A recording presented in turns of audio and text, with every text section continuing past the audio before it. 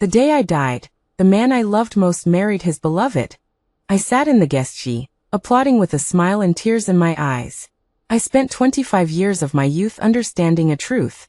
Turns out, childhood sweethearts really can't compare to love at first sight. But luckily I'm about to die. All the past is now just that, the past. The story of Audrey and Julian ends here. At Julian's wedding, I drank a few too many glasses of wine. When he and Sylvia came over to toast, I stood up groggily, raising my glass. Julian, congratulations. I wish you a lifetime of happiness and many children. Julian frowned at me, but ultimately said nothing, tilting his head back and drinking the wine. Sylvia smiled at me. Thank you, Audrey. She smiled gently, stroking her slightly protruding abdomen. When the baby is born, we'll have you as the godmother. Julian looked at her abdomen, his eyes finally showing a smile. He said, Audrey, you must come to the baby's 1-month celebration. I looked at her with a smile, raised my glass, and drank it all. It's just a pity that I won't be able to wait until the baby is born. After toasting this table, Julian took Sylvia's hand, and they left together, closely intertwined. I put down my glass, looking at their affectionate figures, somewhat lost in thought. How well matched they are. A talented man and a beautiful woman. A match made in heaven. And me, my appearance can barely be considered pretty, and my personality is dull and boring. No wonder Julian doesn't want me. A person as proud and noble as him should naturally be paired with someone as aloof and refined as Sylvia. The people at the table were all elders of the Lee family, who had watched Julian and me grow up since we were little. They looked at me with pity. Audrey, you and Julian are not meant to be. Forget about what happened when you were young. I didn't say anything, supporting my dizzy head to get up. Waves of nausea churned in my stomach, accompanied by a familiar sharp pain. I endured the pain and walked towards the bathroom. Behind me, someone sighed softly. Fate plays tricks on people. Back then, everyone thought Julian would marry Audrey. Yes, their relationship was so good back then. Yes, everyone thought I would be Julian's wife. Who would have thought that years later, I would be sitting in the guest seat, drinking celebratory wine, watching with my own eyes as he married another woman. I never even dreamed of such a thing. Outside the window, the white snow fell, rustling down. I turned my head, looking at the tall and upright figure of the man in the distance. Suddenly, I remembered many years ago, that snowy night. Audrey, I like you. As the years go by, I hope we can grow old together, inseparable in our old age. Audrey, will you marry me? Ido. Para. The boy who wanted to marry me back then has been lost in the years, and will never return. Julian and I were childhood sweethearts. Ever since I had memories, I had been like a little tail, following him around all day, calling him Julian Gidge. He was born with a cold personality, and didn't like to pay attention to anyone. But I was thick-skinned. The more he ignored me, the more I liked to cling to him. Julian, wait for me. Julian, will you play on the rocking horse with me, please? Julian, someone is bullying me, can you help me? I was clumsy and slow since I was little, slow at everything I did. Even though Julian disliked me, he always followed behind me, cleaning up my messes. Of course, he would also punish me. If I accidentally broke his paintbrush, he would get angry and draw a mustache on my face. If I accidentally left dirty handprints on his newly bought shirt, he would deliberately frame the shirt and hang it in the most conspicuous place, silently mocking me. When I threw a tantrum and refused to eat, he would threaten me, saying he would never talk to me again. He was so mean. He knew that I was most afraid of him ignoring me. Someone jokingly asked him if he would marry me when he grew up. At that time I was young, munching on an apple, and laughing happily. Okay. When I grow up, I'll marry Julian and be his bride. His face flushed, he pulled over a tissue and covered my face. Wipe your face, it's so dirty. The Zhou and Li families were old friends, lived close by, and had a very good relationship. When I was little, I often sneaked over to the Li family to play, and I would play all day long. All day long, I would only cling to Julian. He was 3 years older than me, and he had a calmness and maturity beyond his age. At that time, I thought that having a corner by his side meant that I could have him for a lifetime. But years passed by slowly. Neither of us thought that childhood sweethearts couldn't compare to a sudden arrival. I was hunched over the toilet, throwing up until I was dizzy. Someone knocked on the door outside. Do you need help? I hurriedly pressed the flush button and wiped the corners of my mouth. The glaring red on the back of my hand, I didn't have time to wipe it clean, so I had to hide my hand behind my back. I opened the door, and Julian's mother was standing outside. She was very surprised to see me. Audrey? I awkwardly called out Auntie, and left in a disheveled state. Audrey. Julian's mother quickly caught up, her eyes a little red. She looked at me, hesitant to speak. After a long while she whispered, I'm sorry. My throat was dry, and my voice was hoarse. Auntie, you don't need to apologize. What happened back then was my own choice. Nothing else mattered. Auntie looked at me with heartache, tears glistening in her eyes. Audrey, you and Julian aren't meant to be, forget about him. Everyone said that Julian and I weren't meant to be. Even I thought so myself. But why? Back then, our love was so fervent, so earth-shattering. Why could the appearance of a Sylvia erase the feelings we had for over a decade? I covered my chest, suppressed the heart-wrenching dull pain, and gave a pale smile. Auntie, I let go a long time ago. When I left the hotel, I saw Julian and Sylvia standing at the entrance, seeing guests off. I didn't go over, I just looked at Julian from afar. Someone said goodbye to him. Congratulations, Julian, you finally married the girl you love. He rarely smiled, but at this moment, there was a hint of a smile in his eyes and eyebrows. Thank you. I looked at him, as if time and space were vast, and time stood still. Time seemed to return to many years ago, to that hot summer. He held my hand and gave me a rose under the starry sky as a betrothal gift. Audrey, why haven't you grown up? I really want to marry you home as soon as possible, my silly girl. Once upon a time, there was a boy who loved me so devoutly. In the most beautiful years of our lives, we made a promise for life. And on a snowy night covered in white, we gave each other a devout first kiss. Finally, in the spring when pear blossoms filled the branches, we pledged our lives to each other. Time passed slowly. In the end, the boy I loved married someone else. Back home, I couldn't hold on any longer and vomited a mouthful of blood.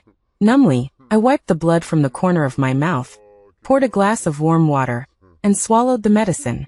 Stomach cancer and depression are devouring my life. I know I'm going to die soon.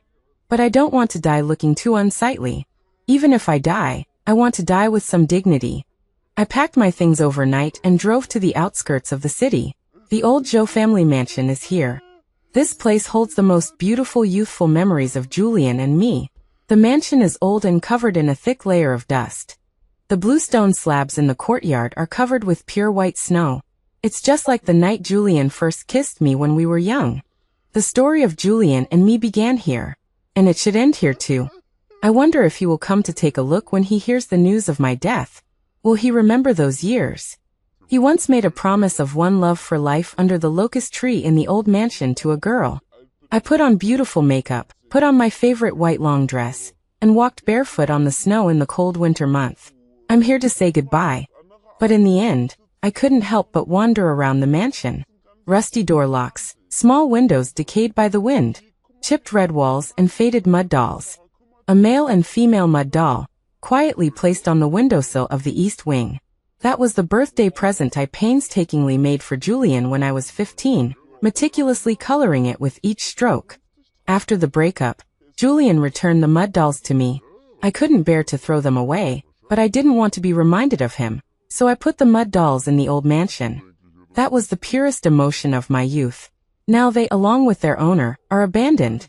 It turns out that things that are not cherished, like people, are so cheap. An icy chill came from my toes, rushing straight to my heart. I clutched my heart and couldn't hold on any longer, vomiting a large mouthful of blood.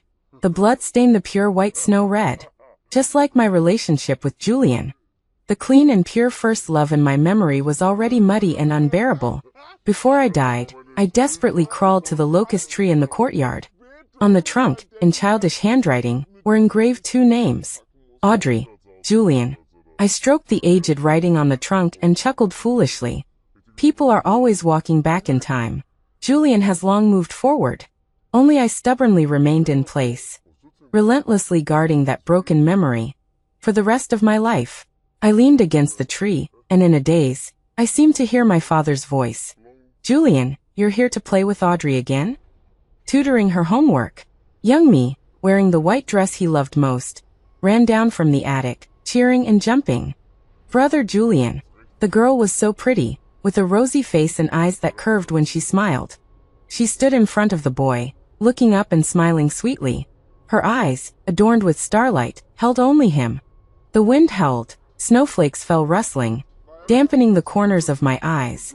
Years flowed by, and the old house seemed to return to its former tranquility. My mother sat in the living room knitting, looking at Julian with a smile. Julian, how about marrying Audrey as your wife in the future? I took a bite of the apple, the juice sweet to my heart, and smiled with my eyes curving. Okay. When I grow up, I'll marry Brother Julian and be his bride. The boy blushed and covered my face with a tissue, thinking that this way, he could hide his shy gaze. The clock ticked, and 10 years passed in the blink of an eye. Under the moonlight, the boy had grown into a handsome young man. I secretly climbed over the wall, knocked on his window, and dragged him under the pagoda tree. On the 100-year-old tree, childish handwriting carved our names. The moonlight that night was so beautiful, and the wind was gentle. I mustered my courage and looked at him. Brother Julian, will you be my boyfriend? He was silent for a long time, as if frozen by the night, without saying a word. My eyes turned red, feeling aggrieved and sad. You don't want to? If you don't want to, then pretend I didn't say anything. He came back to his senses, sighed, and pulled me into his arms. Silly Audrey, confessing is supposed to be a boy's thing. I leaned in his arms, listening to his fiercely beating heart, feeling so happy I could almost fly. Later, he cupped my face and kissed me reverently. Audrey, I like you. Will you be my girlfriend? In this lifetime, I only want you. But the promise made in youth was too light, and Julian's lifetime lasted only 3 short years. I never thought that Julian would not want me. He clearly loved me so much. I was born with cold hands and feet. In winter, he would use his warm hands to wrap my small hands, and put them on his chest to warm them. At night, he would check the floor heating in my room and thoughtfully prepare a hot water bottle for me. When I was 15, I argued with him and ran away in anger. He was proud and unwilling to chase me. That night, I encountered hooligans on the street corner, and almost got into trouble. It was him who rushed over and defeated the fierce-looking drunk with his immature fists. That was the first time I saw fear and panic in his eyes. He held me tightly, his wounded mouth close to my ear, calling my name over and over. Audrey, I'm sorry, it's my fault. There won't be a next time. From now on, I won't let anyone hurt you. He kept his word and didn't let anyone hurt me. Later, he personally picked up the knife and stabbed it fiercely into my heart. Using the calmest tone, he said the most cruel words. He said, Audrey, I don't love you anymore. But Julian, do you know? Rather than not being loved, I would rather you not want me. I died, but my soul lingered in the courtyard. My corpse leaned quietly against the tree. My delicate, pale face, the tear at the corner of my eye, frozen into an icy bead. What was I thinking about in the last moment before I died? It seems like it was the year I first entered college. That day happened to be the eve of my 19th birthday. Julian had specially kept it from me, taking leave from work a day early to celebrate my birthday at school. When I saw him at the school gate, he was wearing a white sweater and black casual pants, his hair falling messily over his forehead. Those clear, aloof eyes would curve slightly when he saw me, tinged with a hint of a smile. I screamed and rushed over, jumping on him, hugging his face and kissing him. Julian Gidge, why are you here? His handsome face flushed slightly as he hugged me and walked towards a deserted corner. There are so many people, you shameless thing. What are you afraid of? You're my boyfriend. I hugged him tightly, as if I was holding the whole world. At that time, I naively thought that I was the happiest person in the world. That day, we walked through the streets and alleys of the city, watching the lights of thousands of homes. We shared a tender and lingering kiss as fireworks bloomed. In the evening, I sneaked into his quilt, my face red. I knew what he wanted, but he was always afraid of hurting me, always restraining himself. That night, Julian kissed me almost reverently, again and again, like a deadly poison. Audrey, I will take responsibility for you. Next year, when when you turn 20, we'll get married. That night, the moon was bright and the stars were sparse. The boy's face was near and far before my eyes. The night was gentle, and the boy's eyes were like they held the night sky of midsummer. Starlight scattered, and inside was all me. Black and white impermanence came to collect my soul, and were very angry when they saw my corpse. Why did you commit suicide? Your life wasn't meant to end. Suicide is against the will of heaven. I looked at them helplessly. I have stomach cancer and depression. Death is just a matter of time. Black impermanence said, you have a destined marriage, you can't die yet. But I didn't want to live anymore. I said, even if you don't let me die, I'll still find a way to die. White impermanence glared at me. I'll give you a chance to return to your body for an hour, to do what you want to do, to see if you can find a little hope of living. I agreed. The first thing I did when I returned to my body was take out my phone and dial Julian's number. The phone took a long time to connect. Audrey, what's wrong? Hearing his voice, I was lost for a moment. Even after the breakup, he still habitually called me Audrey, never changing it. It was as if there had never been a separation between us. And I was still the girl he cherished in his palm, forever only belonging to him. Julian Gitch. I looked up at the goosefeather snow above my head, and in a daze, it was like I had returned to a snowy night 10 years ago. The other end of the phone was silent for a long time. I knew he probably hadn't reacted. After all, I had never called him that since the breakup. Julian Gitch. I called him softly again. If. Husband. Sylvia's questioning voice came from the phone. It's so late, who are you talking to? I heard the sound of a lighter. It must be Julian lighting a cigarette.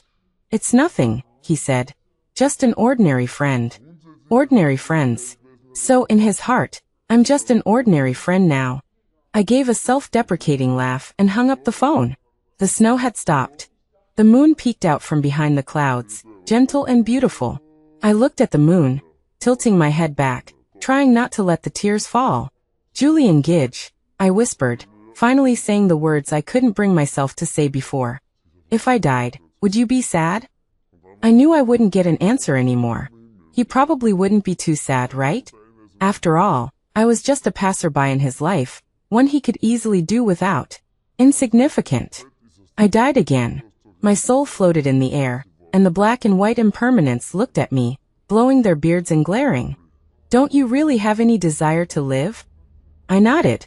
When I was little, my parents were loving, my family was happy, and everyone doted on me.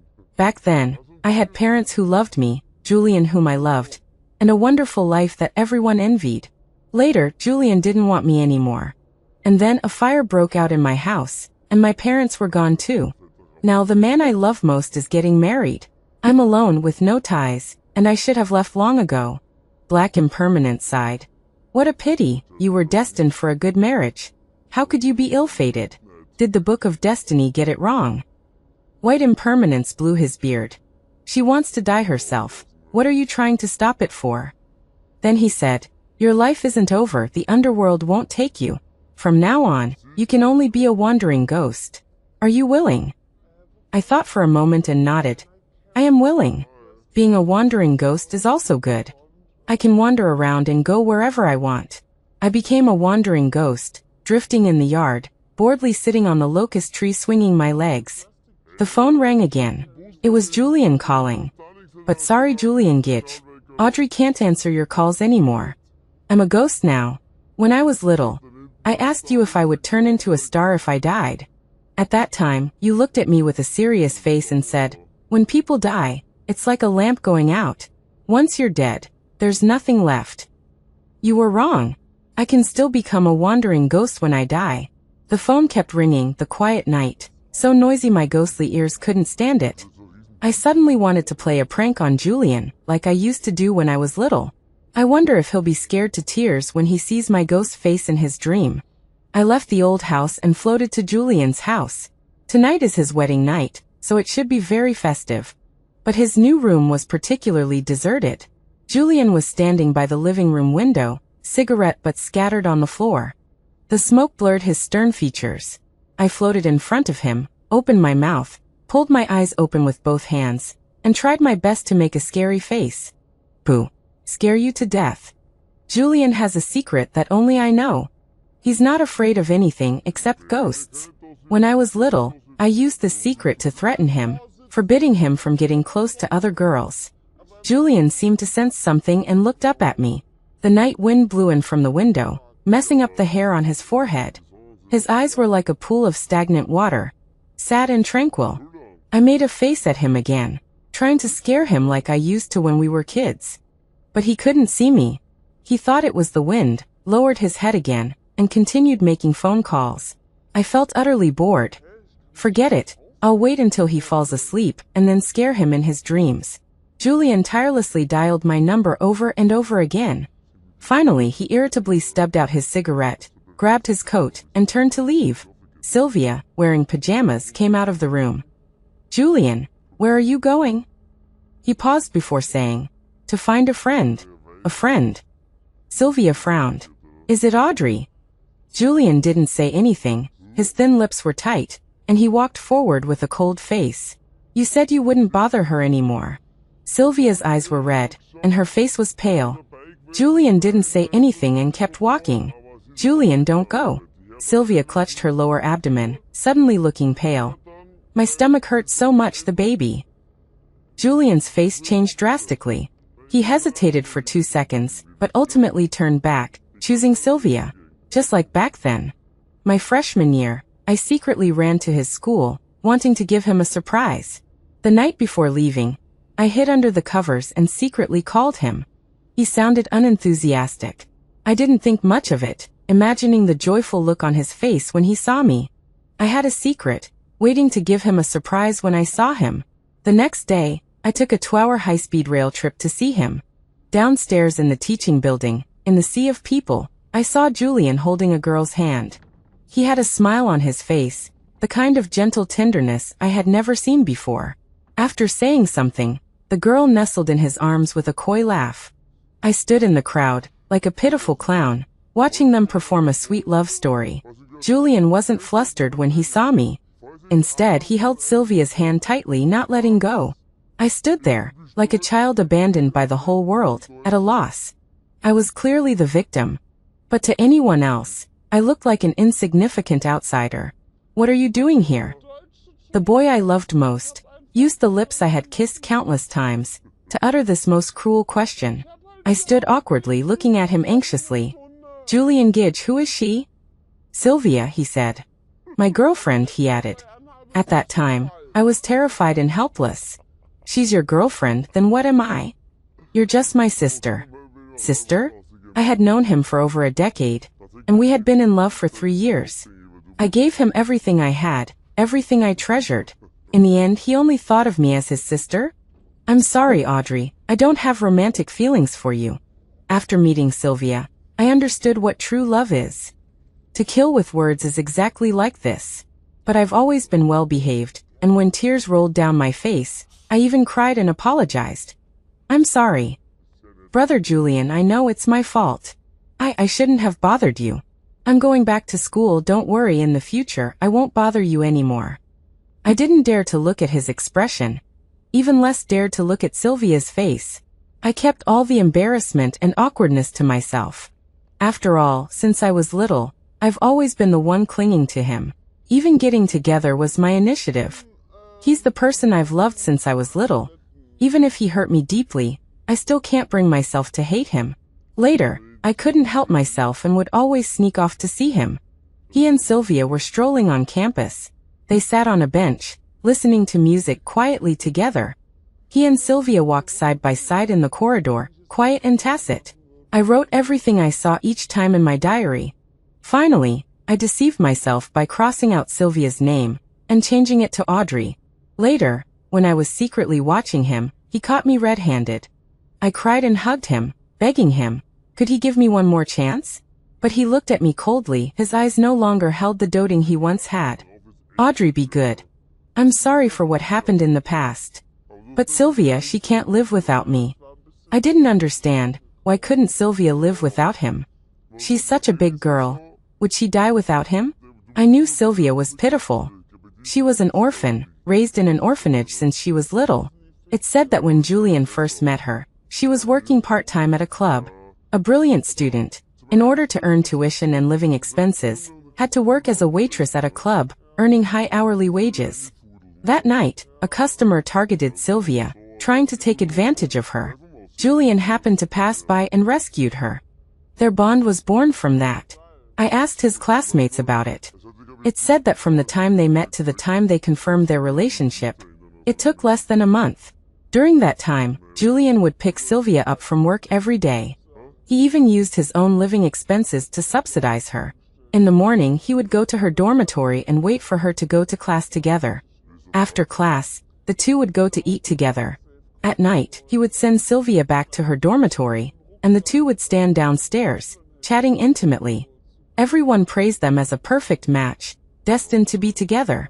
Only I fled the scene in a disheveled state. So he had fallen in love with Sylvia at first sight. So just 1 month could erase the more than 10 years of affection between me and him. So I wasn't as important in his heart as I thought. I was the one who took myself too seriously. I originally wanted to pester him again. But Julian's words directly plunged me into an abyss. He said, "Audrey, I don't love you anymore." Actually, there were already signs that Julian had fallen in love with Sylvia. It was just that I didn't want to admit it. At that time, when we talked on the phone every night, he would often mention Sylvia's name. I recently met a friend. She has a very proud personality, very stubborn. She's completely different from you. You're like a well-behaved doll, obedient and sensible, while she's just a thorny character. But she's quite pitiful, an orphan who has to earn her own tuition. At the time, I didn't realize anything was wrong and even advised him to help this friend more. Julian really doted on me back then. He actually listened to me and often went to help Sylvia. As he helped, the two of them got together. At first, I didn't notice anything amiss. Until one time, I called Julian and a woman answered the phone. I didn't panic at all, and obediently told her that I was looking for Julian Gidge, brother.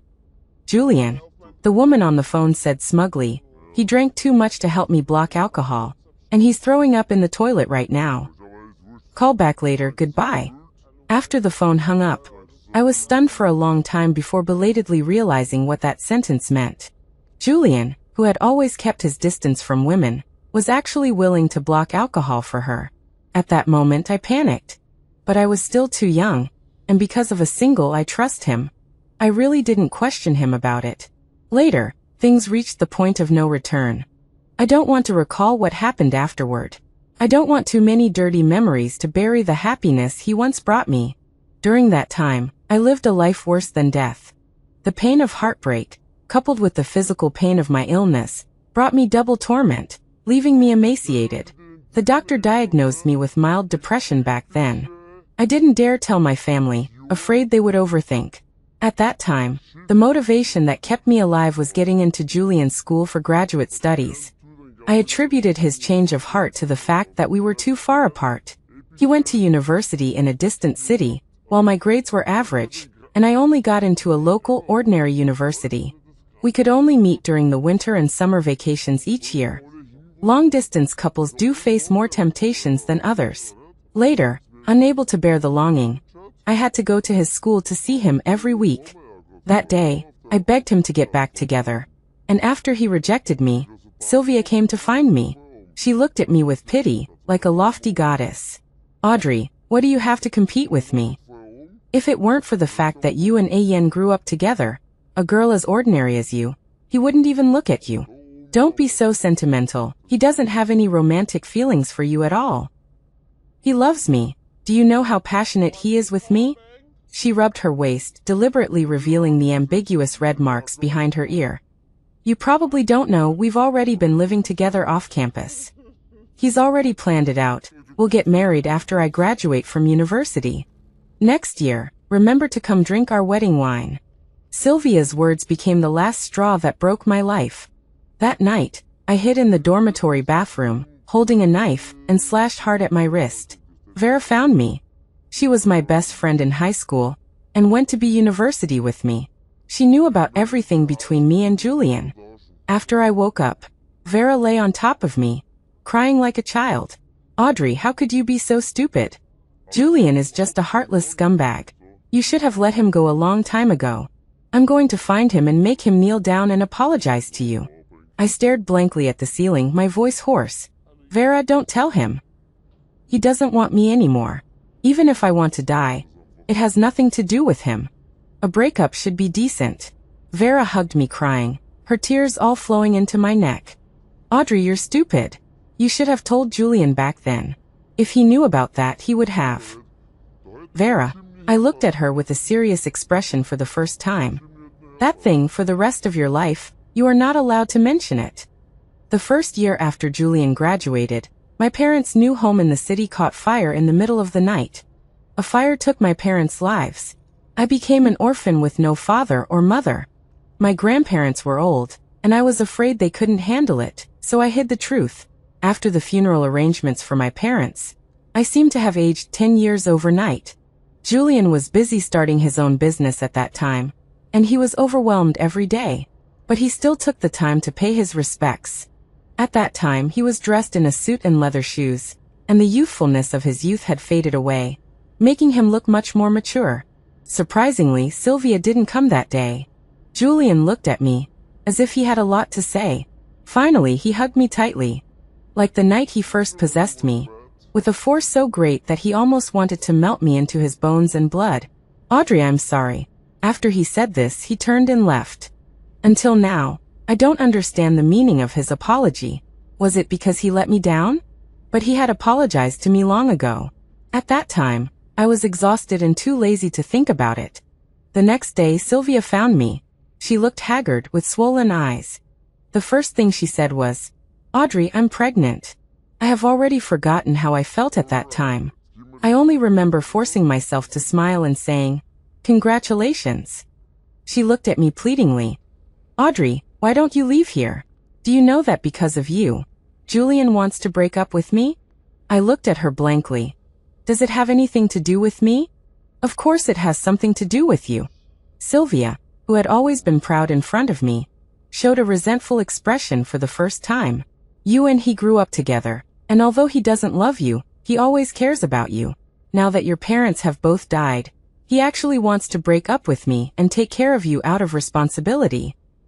Do you know that I'm already pregnant, and we love each other so much, but we have to break up because of you, and the child will have no father because of you. Are you willing to do that, child? I looked at her and couldn't help but raise my hand to stroke my lower abdomen. A small life had once been conceived here as well. When Julian loved me the most, it quietly arrived. When I was overjoyed and wanted to tell him the good news, he held Sylvia's hand and stood in front of me, telling me that he had a new lover. If the dead embryo had a soul, it would definitely be sad and cry, right? I had been caught in the rain, so I didn't want Sylvia to get wet either. I understand. I told her. I will do as you wish. That night, Julian came to me drunk. He kissed me, saying sorry again and again. He said, Audrey, I was wrong. Give me a chance, let's start over. I pushed him away and looked at him calmly. I'm sorry, Julian, I have a new lover. He froze in place, the emotions in his eyes congealing little by little. I smiled at him, smoothing the wrinkles between his eyebrows as I did when we were in love. No one will wait for you in the same place, Julian. I don't love you anymore. He likes me very much, like you used to spoil me, cherish me. He is very certain that I am his lover. He won't mistake a momentary infatuation for love for me. I took out the photo and handed it to him. Look, aren't we a good match, him and I? He stared at the photo, silent for a long time, but his expression was particularly painful. His usually aloof eyes were filled with suppressed sadness and regret. What was he sad about? What was he regretting? Clearly, he was the one who didn't want me first, wasn't he? Clearly, we could have had an enviable love, childhood sweethearts, innocent playmates. But he, for a girl he had only known for a month, threw away the me who loved him the most. I stayed in Julian's new house all night, but I still didn't enter his dream. Because he went out after Sylvia fell asleep. I didn't follow him, just stood by the window, watching the city's lights go out one by one. Just like my life. The lamp runs out of oil. Until dawn, Julian came back. He was covered in a layer of snow, and his eyes were full of fatigue, looking much older than I remembered. It seemed he couldn't find me. It snowed all night. My body should have been buried in the snow, right? The old house is so remote, Julian rarely goes back. By the time my body is discovered, it will probably be spring. By then, my body will probably have rotted beyond recognition. I suddenly regretted dying there. If I had known, I should have died at my own house. At least that way, when Julian found me, I would still be the most beautiful image in his memory. Julian returned home and charged his phone. The first thing he did was call me. This time, the phone went straight to voicemail. I pouted. Apple phones are really garbage. They shut down in the cold. Julian became more and more irritable, hesitated for a long time, and finally dialed a phone number. I was surprised to see the name. It was Marcus, my boyfriend who cooperated with me in the play. Hello, who is this? Where's Audrey? Julian asked anxiously. Dude, how would I know? Aren't you her fiancé? Please, I have a wife. Who are you? Audrey and I are just ordinary classmates. Please don't spread rumors, okay? Julian was stunned, murmuring. Then what about the photo of you two together? Marcus thought for a while and said, Oh, that photo. 3 years ago, she came to me and asked me to pretend to be her boyfriend and take a photo.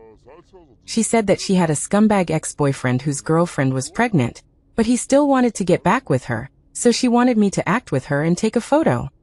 That's all there is to it. She and I are completely innocent. Please don't spread rumors about me. My wife will get jealous.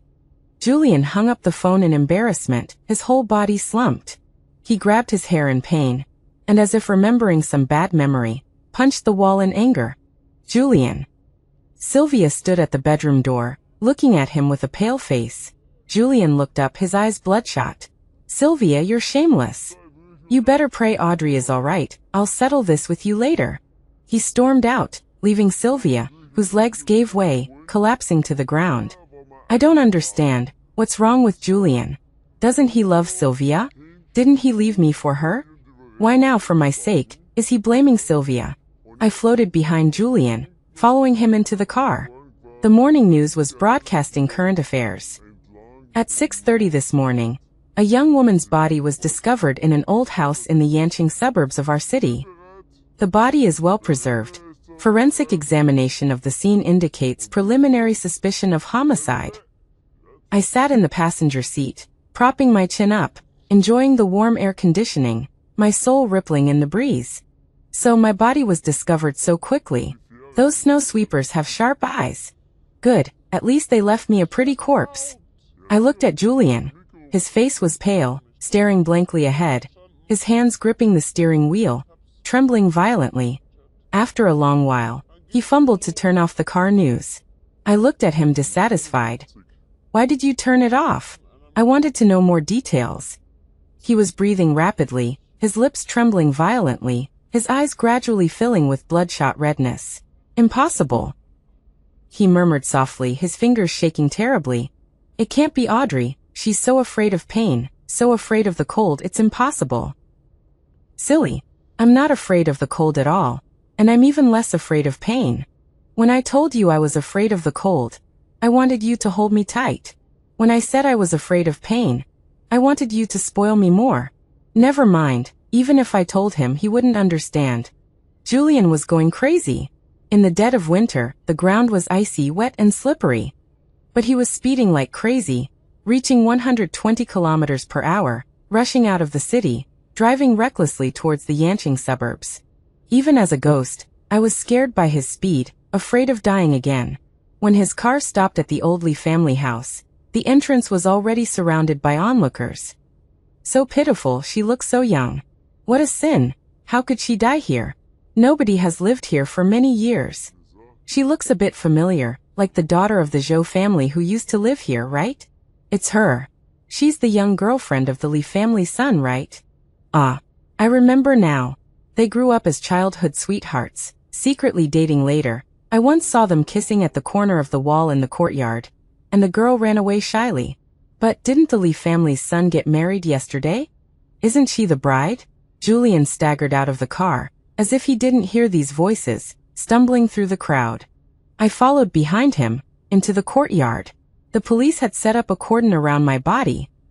I saw myself quietly leaning against the tree, my face pure white, like a quiet porcelain doll. My hands were tightly clutching those clay figurines, with large patches of bloodstains on my lips, turned dark red. Quite tragic. Julian stood there in a daze, his eyes bloodshot, his lips trembling, a beast-like wailing sound coming from his throat. Then, ignoring the police's obstruction, he rushed over and hugged me tightly. "Audrey, wake up. Don't sleep, Julian Grugag is here." "Are you angry with Grugag?" Deliberately ignoring Grugag? I was wrong. His voice trembled, and large tears fell from his eyes. "I'm afraid I'll never be so presumptuous as to do what I think is good for you again. Open your eyes and look at me, okay?" I floated in front of him, and like when we were kids, I made a funny face at him. "Boo. Did I scare you?" But he didn't look up like he used to. He could no longer hear my voice. He could no longer see me. When my body was pushed into the morgue, Vera rushed over. She looked at my body, lay on top of me, and began to wail. "Audrey, why were you so foolish? Didn't you promise me you'd forget him and live a good life? Didn't you say you would work hard to cure your depression and become the sunny girl you used to be? Liar. You're a liar." Julian rushed over excitedly and grabbed her wrist. "What did you say? Audrey had depression." Vera pulled her hand away and slapped him hard. "Scumbag. You don't deserve Audrey's love at all. Audrey was such a good girl. You ruined her." I was anxious and stomping my feet. "Vera, you promised me you'd keep it a secret for me." But Vera couldn't hear my voice, and cried as she told the whole truth. She said that during my freshman year, I accidentally became pregnant. Originally, I was thinking of having the baby, and then continuing my studies. The time I secretly went to see Julian was to discuss it with him. Who knew? He told me that he had fallen in love with Sylvia. Even so, I couldn't bear to abort the child. Later, I was distracted, and when I went home on the weekend, my mother discovered my pregnancy because it was too obvious. The fact that I was pregnant couldn't be hidden, and Julian's parents found out too. My mother was very angry and cried as she asked me who the father was.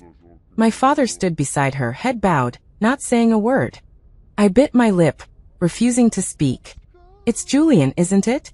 At that time, Julian had already made his relationship with Sylvia public to his family. He had kept our relationship a secret from his family, but in the first month of confirming his relationship with Sylvia, he made it public to his family. My usually gentle mother cried with red eyes. "Audrey, you're confused. Julian is a heartless scumbag. Why are you being so foolish?" I didn't want to be foolish either. But it was my child. How cruel would it be to kill it with my own hands? The baby was already 6 months old, too late for an abortion, so they had to induce labor. Everyone advised me to get rid of the baby. Even Julian's mother cried and begged me to let go of Julian. She said that Julian had wronged me, and as long as I said so, she would give me any compensation I wanted. But I didn't want compensation.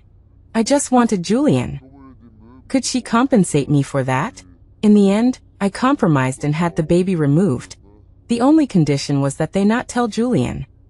When we first became intimate, Julian would come to see me every week. He was like an insatiable glutton, tormenting me all night long. Afterwards, he would stroke my flat stomach and quietly describe our future together. "Audrey, do you like boys or girls?"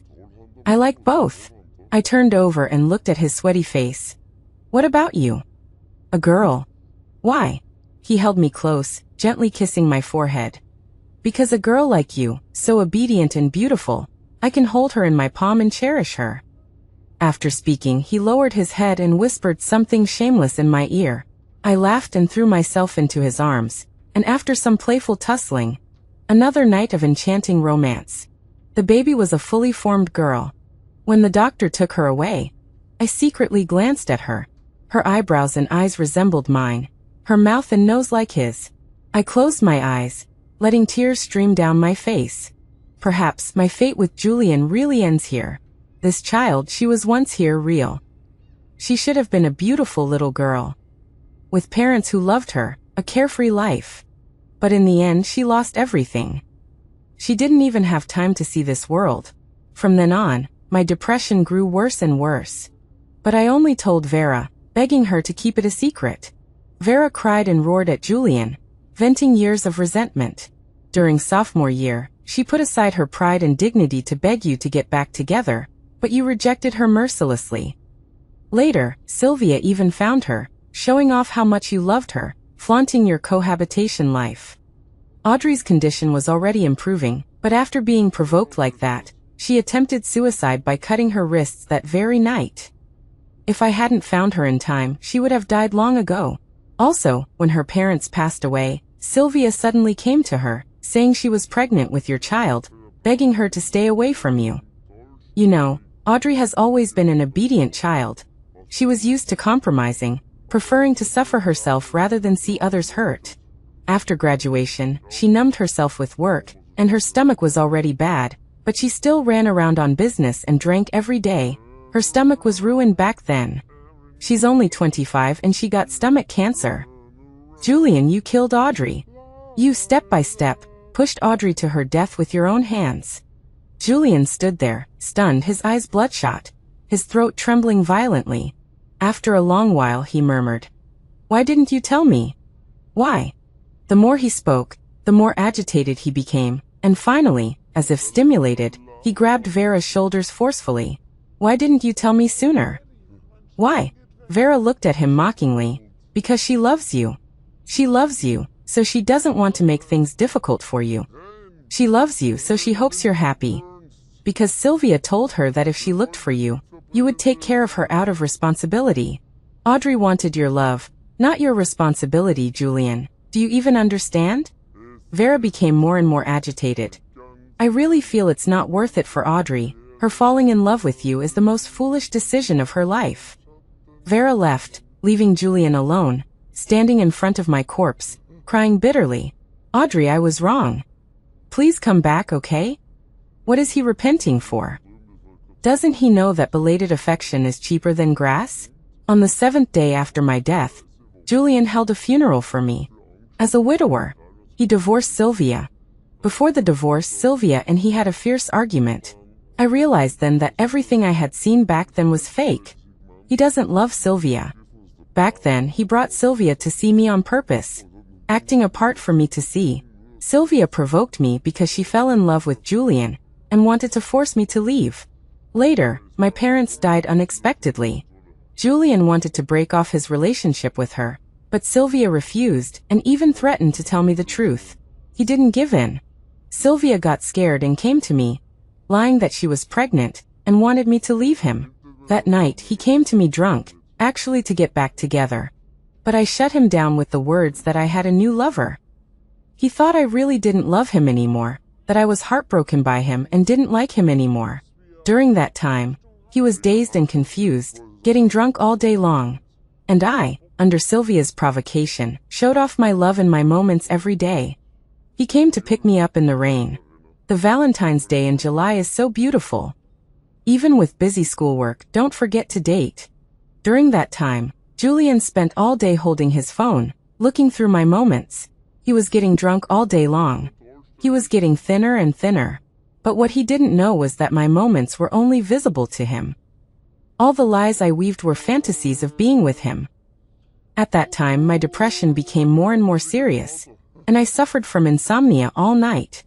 When I couldn't sleep, I would think, if I hadn't broken up with him, we should be in a sweet romance now, right? He would hold my hand and stroll on campus.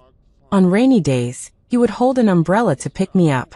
On Valentine's Day, he would buy me a large bouquet of roses, take me to eat delicious food, and watch a movie together. All the beautiful things I imagined were related to him. It's just a pity that he didn't know. At that time, he thought I was in love. I thought he was planning to marry Sylvia. What a ridiculous story. So melodramatic that even I dislike it. But what surprised me the most was the baby in Sylvia's belly. Julian said the child was mine and his. How is that possible? How could Sylvia be pregnant with our child? When Sylvia and Julian were arguing, they kept saying a word. The truth. What exactly is the truth about Julian and I breaking up? I wanted to know, but I was also afraid to know. In the end, Sylvia threatened him with the child, but Julian himself sent her to the hospital. The child was taken out, and Sylvia went crazy. She was sent to a mental hospital, and Julian said he would never let her out in this lifetime. I looked at the mentally deranged Sylvia with a calm heart. A large part of the reason why Julian and I ended up like this today was because she was causing trouble behind the scenes. She deserves what she got today. Julian built a very beautiful tombstone for me, and next to it, he erected an empty tomb for our daughter. I'm quite satisfied. He knew I loved beauty, so he filled the tombstone with flowers. Looking from a distance, it looked like a field of white camellias blooming in the wilderness, which was particularly beautiful. I think it's time for me to say goodbye. Julian still has his path to walk. And I will also have a wonderful ghost life. I went to Julian to say my final farewell. It was still a snowy night, the coldest time of winter. He sat alone in the room, holding the clay doll I had given him in his hand. He sat hunched behind his desk, staring at the photo frame on the desk. Inside the frame was a photo of him and me. In the photo, I was still 15 or 16, shyly held in his arms. My face was flushed, like a pink rose just blooming at dawn. The photo frame was very old, with a lot of the paint chipped off the edges. One could imagine how much time he spent caressing this photo frame every day. So, all these years he had been in love with me. After he fell asleep, I entered his dream. In the dream, it was a bright and verdant school campus. I was wearing a white long dress, standing under the teaching building. In the surging crowd, Julian, in a white shirt, walked from the crowd, holding Sylvia's hand. I stood there dumbfounded, staring blankly at him. Why would he dream of this scene? From afar, Julian saw me and seemed to freeze. Then he let go of Sylvia's hand and ran towards me with all his might. He hugged me tightly, his heavy breathing echoing in my ear. I felt his intense sorrow and regret. Audrey. His chin rested on my shoulder, and he cried like a wounded child, his face smeared with tears and snot. I'm sorry, I was wrong. I won't lie to you anymore, let's be together, and when the baby is born next year, we can get married. Then, I will hold a grand wedding for you, and our family of 3 will never be separated again. I finally understood why he would dream of this day. So he was also regretting the choice he made on this day. This day was the fork in the road of our destiny. He must be repenting all the time, right? So, even in his dreams, he wanted to return to this day. Changing the decision of this day could change my life and his. I pushed him away and quietly gazed at his red eyes, pointing to Sylvia beside him. Brother Julian, who is she? His lips trembled as he cried, saying new lines. Her name is Sylvia, just a normal friend. What about me? Audrey, you are the girl I love most in this life. In this life, I will only love you, and can only love you. I looked at his handsome eyebrows and eyes, still as clean as they were back then. He was the boy I loved the most. Suddenly, I felt relieved. This day was his inner demon, and also my obsession. Now that I have heard his answer with my own ears, I can let go too. As for the truth of why he insisted on breaking up back then, I no longer want to pursue it. When a person dies, their light is extinguished. I am already dead. All the past is gone, no need to mention it again. I smiled and stroked Julian's face, helping him wipe away his tears. Brother Julian, don't cry. Audrey is here to say goodbye to you. He suddenly stopped, as if sensing something, and grabbed my hand tightly. Audrey, where are you going? It's time for me to go. I smiled sweetly. When I was alive, I couldn't bear to leave you, always thinking that it would be enough to see you from afar. Now that I'm dead, it's time to see the scenery in the distance. Don't go. He held on to me tightly, stubborn like a child. Audrey, I won't let you go. I stood on tiptoe and gently kissed his lips. Julian, forget me. I turned into a wisp of green smoke and disappeared before him. In the dark room, I floated in the air, watching the man on the bed, his face stained with tears. Audrey. His brow was furrowed, and he kept calling my name. I floated over and gently embraced him. Brother Julian, Audrey will always love you,